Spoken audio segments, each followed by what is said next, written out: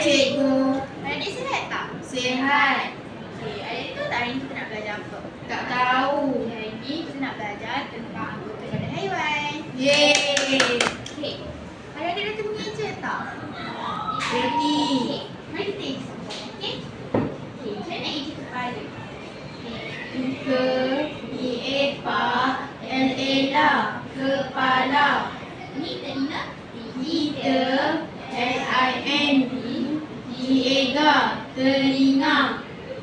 Mata pula. MA, ta, mata. Belalai. Tiba, lai, belalai. Ini. Eka, KIT, kaki. KOR, ekor.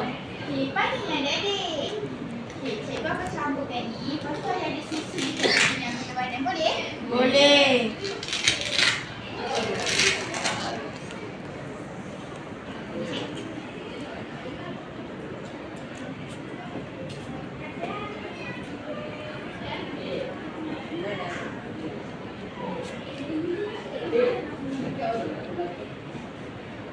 Okey, cuba adik-adik tengok ejaan. Lepas tu adik susun dekat mana tempat dia. Boleh? Boleh.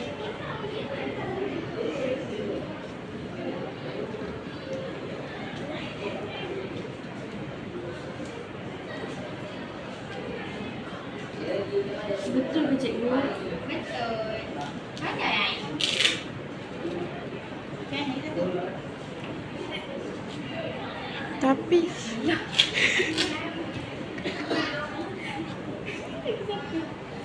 ni betul tak? Dah siap cikgu? Pandai.